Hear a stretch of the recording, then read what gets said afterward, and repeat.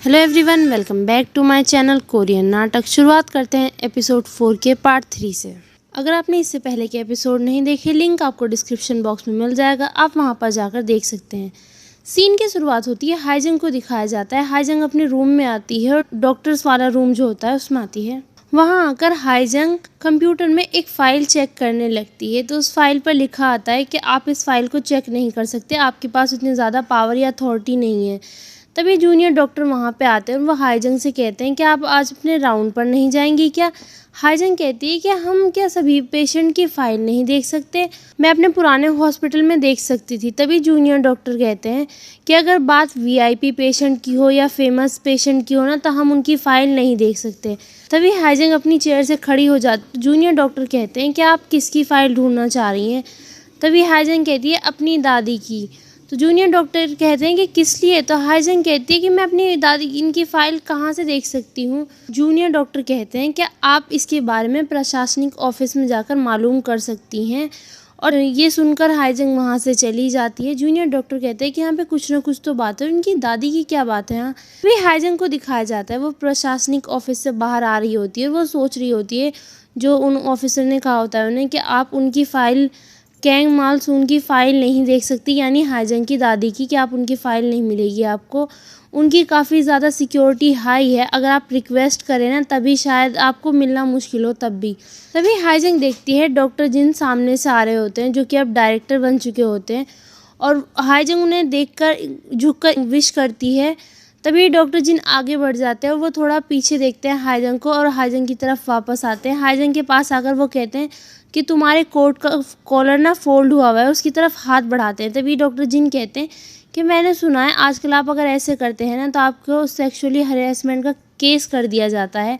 ये सुनकर उनके साथी डॉक्टर हंसने लगते हैं। तभी हाईजंग कहती है कि अगर आप फिजिकली किसी को टच करते हैं तो ये असोल्ट माना जाएगा, और आप अगर वर्बली यानी ज़बान से कुछ कहते हैं, गलत बात कहते हैं, तो ये सेक्सुअली हरेसमेंट माना जाएगा। डॉक्टर जिन कहते हैं अच्छा ऐसी बात है क्या, चलो ठीक है, हम दोनों एक दूसरे पर यकीन कर लेते हैं, और आजकल दुनिया काफ़ी बदल गई है। तभी हाईजंग कहती है कि आप परेशान ना हो, मैं आप पर केस नहीं करूँगी, हंसकर कहती है। डॉक्टर जिन भी ये सुनकर हंसने लगते हैं और हाईजंग से कहते हैं कि तुम तो काफ़ी जिंदा दिल इंसान हो, और तुम यहाँ पे कहाँ से हो। तो हाईजंग कहती है मैं यहाँ से नहीं हूँ, मैं ग्रामीण एरिया से हूँ। तभी डॉक्टर जिन हाईजंग को बेस्ट ऑफ लक विश करते हैं और कहते हैं कि हमारे हॉस्पिटल में ना जो मेहनत करते हैं ना उनके लिए काफ़ी सारे मौके होते हैं, और वैसे भी ये कॉलर ज़्यादा इम्पोर्टेंट नहीं है, पर ये इसीलिए ज़रूरी है कि आप अपने गर्व को कितना सीरियसली लेते हैं एक डॉक्टर की तरह, और तुम खूब मेहनत करो, ठीक है। तो तभी हाईजंग कहती है जी सर, और ये कहकर डॉक्टर जिन वहाँ से चले जाते हैं। हाईजंग उनकी तरफ देखती है। फिर वहीं सीन चेंज होता है, मिस्टर होंग को दिखाया जाता है।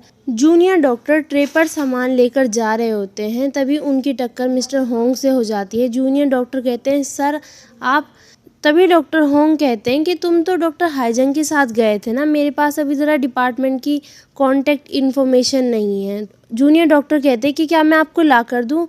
तो डॉक्टर होंग कहते हैं कि तुम्हारा नाम क्या है। जूनियर डॉक्टर कहते हैं कि मैं फर्स्ट ईयर रेजिडेंट हूँ, मेरा नाम चोई केंगसो है। डॉक्टर होंग कहते हैं कि तुम्हारा नाम तो काफ़ी अच्छा, मुझे काफ़ी पसंद आया। डॉक्टर केंगसो कहते हैं कि अगर आपको कुछ जानना है तो आप मुझे बताएं, मैं इस हॉस्पिटल में सबसे ज़्यादा जानता हूँ डॉक्टर हाईजंग के बारे में। मिस्टर होंग ये सुनकर थोड़ा सा मुस्कुराते हैं। तभी सीन चेंज होता है, हाईजंग को दिखाया जाता है वो बॉक्सिंग कर रही होती है, और इसके ज़रिए वो अपना गुस्सा निकाल रही होती है। वो उसे डॉक्टर जिनकी बात याद आती है जब उसकी दादी का डेथ हो जाती है उस समय की। मुझे गलत महसूस करने की ज़रूरत नहीं, मैंने कुछ गलत नहीं किया, और मैंने सभी चीज़ों को संभाल भी लिया, बात की चीज़ों का।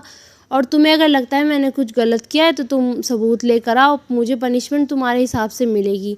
ये सोचकर हाईजंग काफ़ी गुस्सा निकाल रही होती है, अपना किक्स पंचेस चलाती है काफ़ी। वहीं सीन चेंज होता है, डॉक्टर होंग को दिखाया जाता है। वो अपने पापा और अपने लिए खाना बनाते हैं और पापा से कहते हैं पापा आ जाइए खाना खाते हैं। तो उनके पापा कहते हैं कि आज तो तुम ब्लैक बीन नूडल बनाने वाले थे ना, क्या हुआ। डॉक्टर होंग कहते हैं कि उसमें काफ़ी टाइम लगता, पास्ता बनाना काफ़ी आसान था, इसलिए मैंने पास्ता बना लिया, और हम ब्लैक बीन नूडल किसी और दिन खा लेंगे। तभी उनके पापा कहते हैं तुम्हें लगता नहीं है हम दोनों अकेले खाना खा रहे हैं, ये काफ़ी बोरिंग है। तो डॉक्टर होंग कहते हैं कि आप कहना क्या चाहते हैं पापा, मैं आपके लिए काफ़ी नहीं हूँ क्या। वे डायरेक्टर होंग कहते हैं कि क्या तुमने इंजू के बारे में सुना। डॉक्टर होंग कहते हैं नहीं। तो डायरेक्टर होंग कहते हैं कि उसकी डाइवोर्स हो गई, यानी तलाक हो गया उसका, और मुझे उसके लिए काफ़ी बुरा लग रहा है। कितना अच्छा होता ना तुम और इंजो शादी कर लेते, तुम दोनों एक दूसरे को कितने अच्छे तरीके से जानते भी हो। मिस्टर होंग ये सुन के थोड़ा सा उदास हो जाते हैं।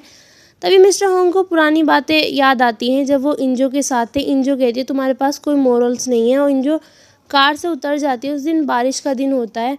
मिस्टर होंग इंजो के पीछे जाते हैं, इंजो से कहते हैं इंजो चलो, तो इंजो कहती है नहीं, मुझे लगा मैं कोशिश करती रहूँगी सब कुछ ठीक हो जाएगा, पर मैंने बहुत कोशिश की, अब मैं थक चुकी हूँ और तुम पहले ही मना कर चुके हो हमारे रिश्ते के बारे में।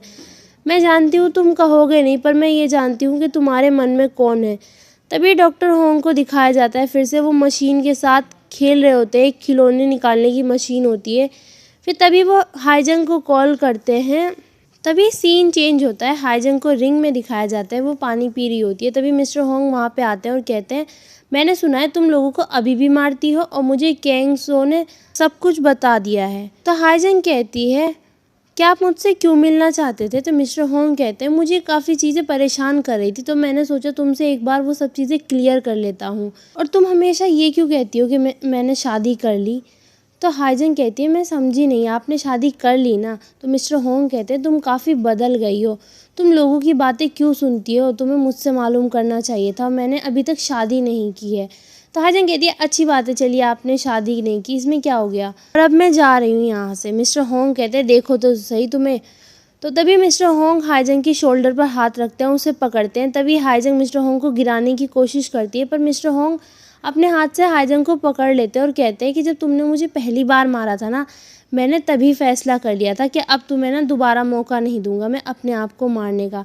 तभी हाईजंग फिर से मिस्टर होंग को नीचे गिरा देती है, और उनमें यही चलता रहता है, कभी मिस्टर होंग हाईजंग को गिराते हैं, कभी हाईजंग मिस्टर होंग को।